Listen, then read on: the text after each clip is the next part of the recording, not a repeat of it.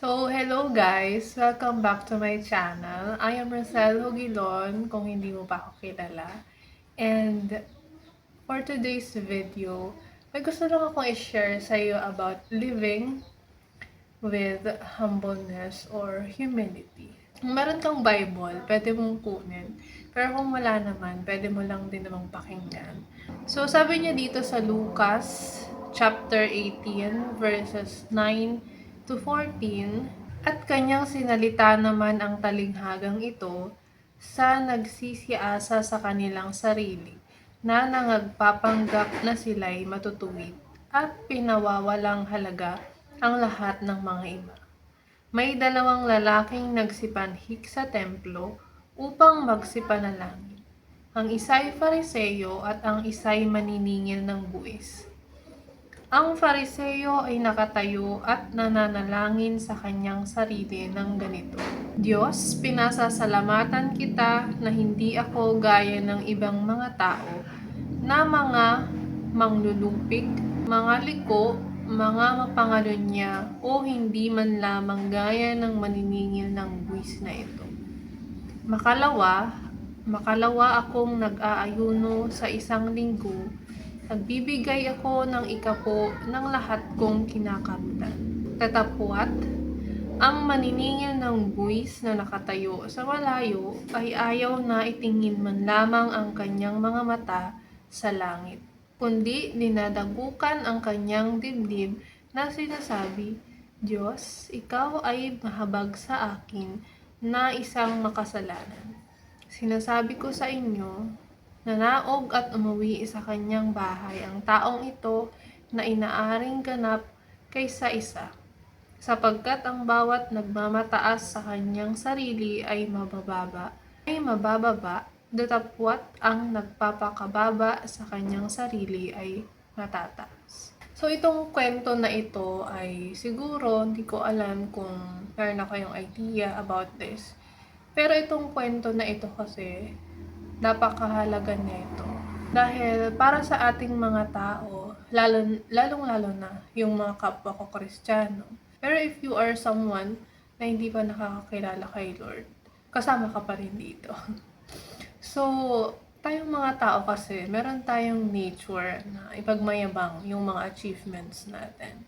Pero itong kwento na ito, makikita natin dito na alam talaga ng Diyos kung ano yung pagkatao natin at alam ng Diyos kung ano yung nasa puso at isipan natin. At talagang kinakalugdan niya yung mga tao na mapagpakumbaba.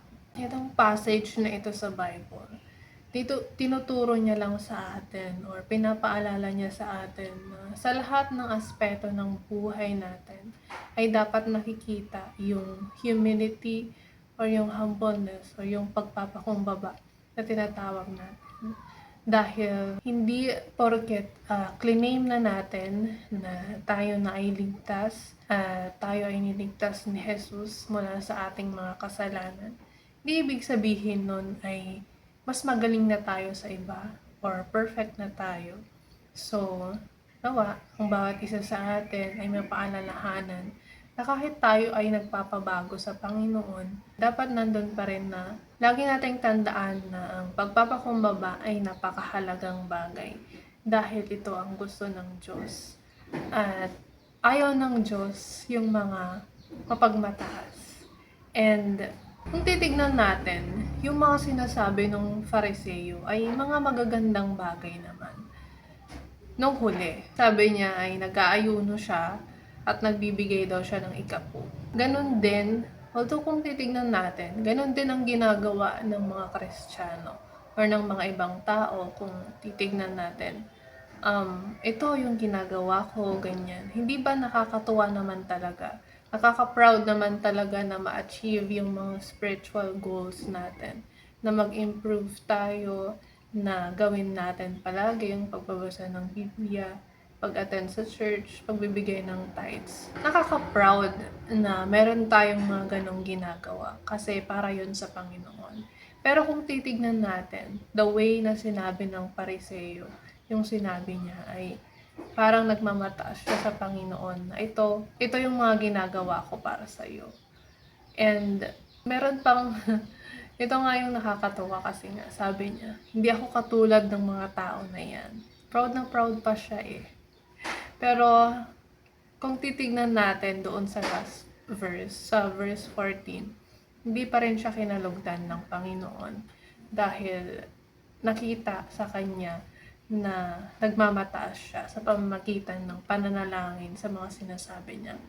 And yung isa naman, yung taga-kolekta ng buwis or yung naniningil ng buwis, which is a tax collector that time, yung ginamit niya na character sa talinghaga, ay kitang-kita yung pagpapakumbaba dahil hindi man lamang daw siya makatingin, hindi man lang daw siya makatingin sa langit, and dinadagukan ang kanyang dibdib. So, sa tingin ko, parang nakayuko yun, nakaganyan siya.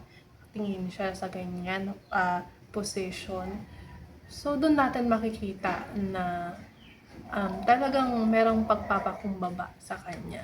And base din doon sa sinabi niya ay, Diyos, ikaw ay mahabag sa akin na isang makasalanan. 'Di ba? Sobrang magkasalungat sila nung Pariseo at yung sinabi ng maniningil ng buwis. So kung titignan natin, napakahalaga na sa lahat ng pagkakataon, lalong-lalo na kapag humaharap tayo sa Panginoon, na hindi natin kailangan sabihin yung mga bagay na na-achieve natin, at lalong-lalo na yung i-look down natin yung mga ibang tao. Kahit na tayong mga Kristiyano ay tinanggap na si Jesus sa ating mga buhay. Kagaya nga ng sinabi ko kanina, ay hindi iyon sapat na dahilan. Hindi iyon way para sabihin natin na mas angat na tayo sa iba at mas or perfect na tayo. So, kaya tayo nabubuhay dito sa mundong to.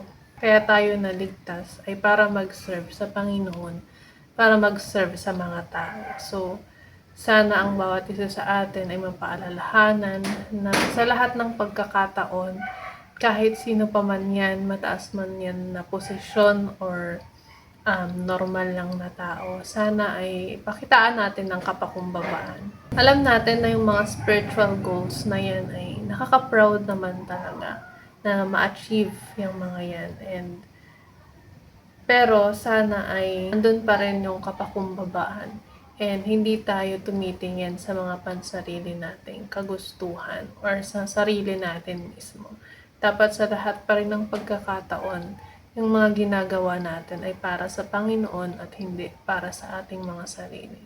So, if ever man na ikaw yung tao na medyo meron kang arrogance sa sarili mo or meron kang medyo kayabangan, medyo mapagmataas ka, hindi kita huhusgahan sa pamamaraan ng video na ito. Hindi ko sinasabi itong video na to or hindi ko ginawa itong video na to para patamaan ka, kundi paalalahanan ka na meron pa ring chance, may timing ka pa para magbago, at kahit na yung pagbabago na yan ay hindi instant at hindi kaagad-agad nangyayari, I'm sure gusto ng Panginoon na magbago ka, willing ka na magbago para sa Kanya at para sa mga tao na pwede mo pang i-serve. So, kung ikaw naman yung tao na humble na talaga, pagpatuloy mo lang yan kahit na may mga tao na pwedeng mag-down sa'yo or parang wala ka namang nakukuha kapag humble ka.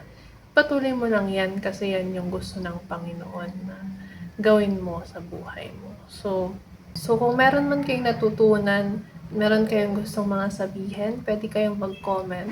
Kung nagustuhan nyo tong video, pwede kayong mag-like. And kung gusto nyo pa ng mga video na ganito na gusto nyo mapanood, pwede kayong mag-subscribe. So, I hope may natutunan kayo. And yun lang. Thank you very much for watching. Bye!